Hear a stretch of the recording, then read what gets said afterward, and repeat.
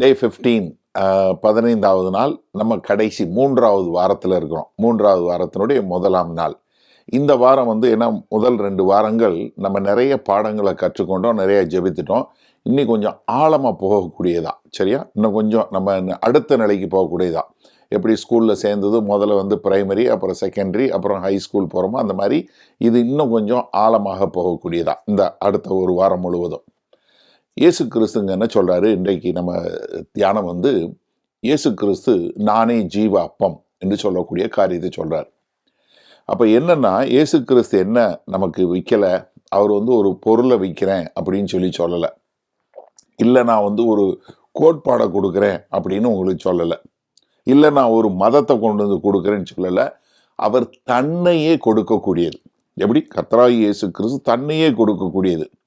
ஏன்னா இந்த உலகம் நிறைய நேரங்களில் என்ன அர்த்தம், நான் எதுக்காக இருக்கிறேன், எனக்கு என்ன நம்பிக்கை இருக்குது அப்படின்னு சொல்லும்போது இயேசு கிறிஸ்து என்ன சொல்கிறாரு, நான் ஒரு ஆள் தான் உங்களுடைய எல்லா விதமான தாகத்தையும் எல்லா விதமான பசியும் என்னால் ஒருத்தரால் தான் போக்க முடியும் என்று சொல்லக்கூடியதா.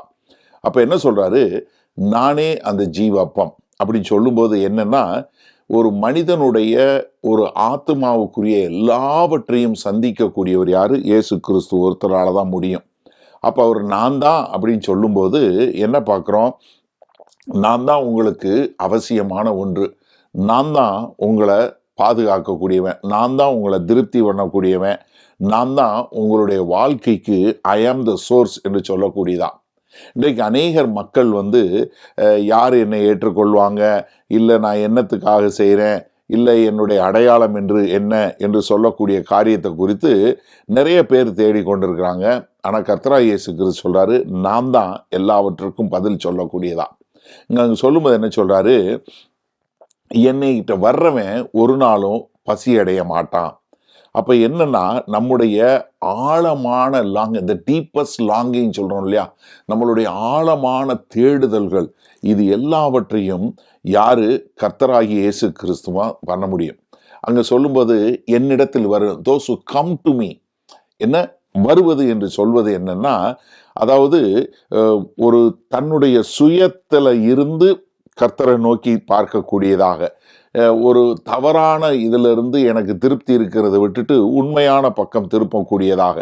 அப்போ அவர்கிட்ட வர்றது அப்படின்னு சொல்லும்போது நான் என்ன சொல்றேன்னா, எனக்கு எது இருந்தாலும் என்னை எதுவுமே பண்ணலை, என் பணம் எனக்கு இது பண்ணலை, என்னுடைய உறவுகள் என்னை திருப்திப்படுத்தலை, என்னுடைய வெற்றி என்னை முழுமையாக்கலை, என்னுடைய மதம் இது ஆக்கலை அப்படின்னு சொல்லும்போது கிறிஸ்து ஒருத்தரால் தான் முடியும்.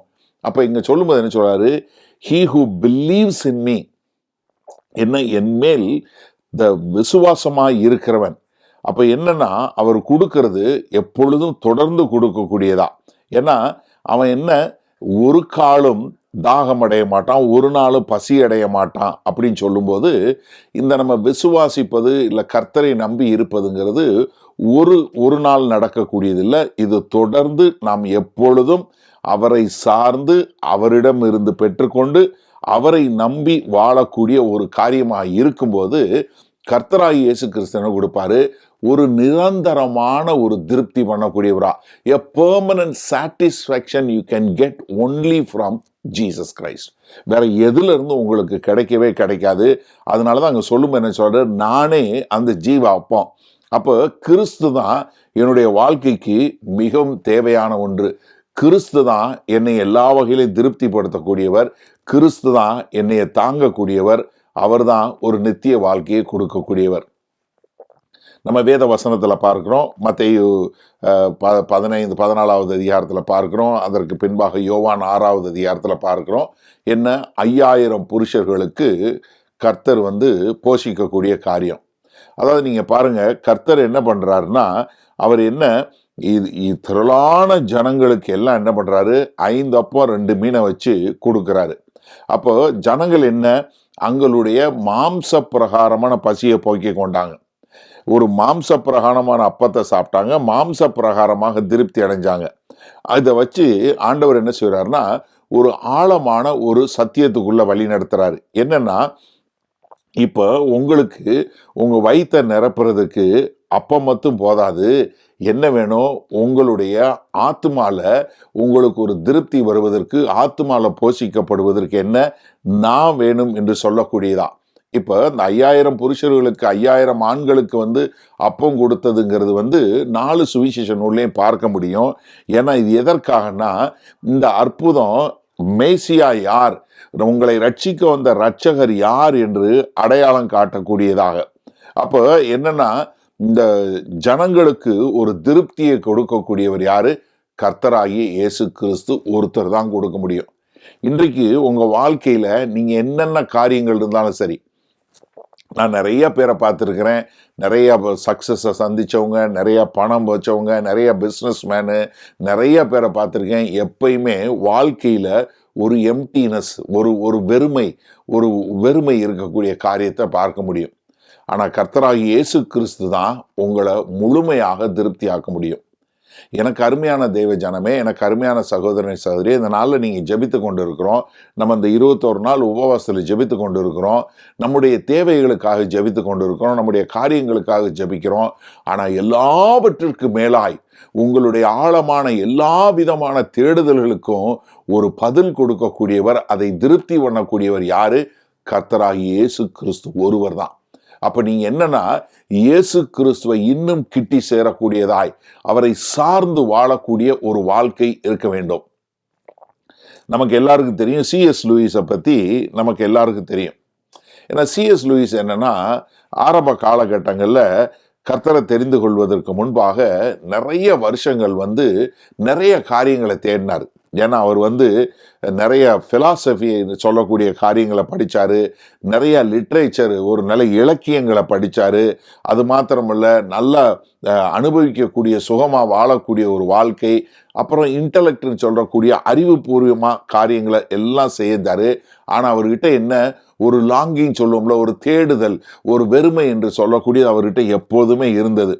அப்போ அவருக்கு எப்போ தெரியுமா அது ஆச்சு? அது கர்த்தராகிய இயேசு கிறிஸ்துவை அறிந்து கொண்ட போதுதான். அப்போ அவரு தன்னுடைய வாழ்க்கையை இயேசு கிறிஸ்து ஒப்புக்கொண்ட பிறகு எழுதக்கூடிய காரியம் என்ன தெரியுமாரு? I believe in Christianity as I believe the sun has risen, not only because I see it, but because by it I see everything else. என்ன, சூரியன் எழும்பி வருவதனால, சூரிய வெளிச்சத்தை பார்ப்பதனால நான் சூரியன் இருக்குன்னு விசுவாசிக்கல. என்னன்னா, அதனால எல்லாமே எப்படி வெளியாகிறது என்று சொல்லக்கூடியதாக. அப்ப C.S. லூயிஸ் என்ன புரிஞ்சு கொண்டாரு? அவருடைய இன்டலெக்ஷன் சொல்ல அறிவுபூர்வமான யார் இது பண்ணா? கர்த்தராகிய இயேசு கிறிஸ்து தான் அந்த பசியை போக்குனாரு. ஒரு உணர்வு பூர்வமானதை யார் போக்குனா? இயேசு கிறிஸ்து தான். ஆவிக்குரிய முறையில் யார் போக்குனா? அதுவும் இயேசு கிறிஸ்து தான். அப்போ C.S. லூயிஸ்க்கு கர்த்தராகிய இயேசு கிறிஸ்துவ தெரிஞ்ச உடனே அவருடைய வாழ்க்கை மாறுச்சு.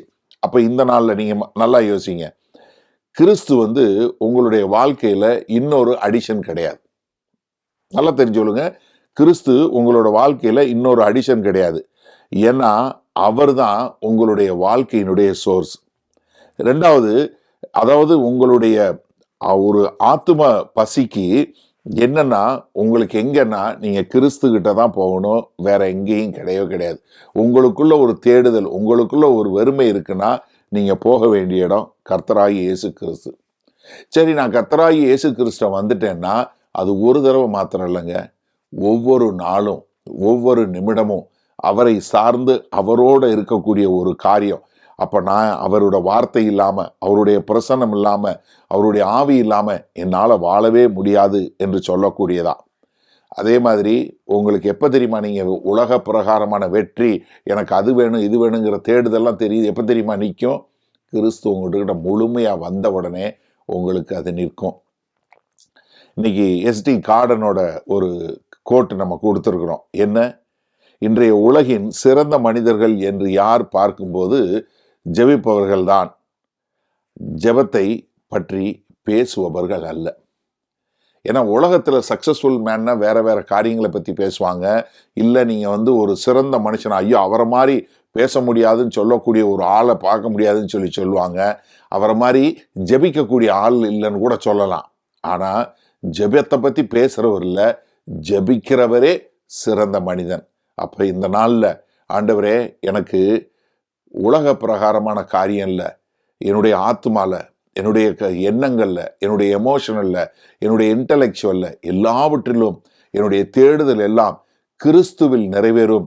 நீர்தான் அந்த ஜீவ அப்பம் என்று சொல்லி, ஆண்டவரே நீங்க எனக்கு ஒவ்வொரு நாளும் ஒவ்வொரு நிமிடமும் எனக்கு தேவை என்று சொல்லி கர்த்தராகிய இயேசு கிறிஸ்துவை, அந்த ஜீவ அப்பத்தை பெற்றுக்கொண்டு எல்லாம் திருப்தியானவர்களாய் வாழ நம்மை ஒப்பு கொடுத்து ஜெபிப்போமா?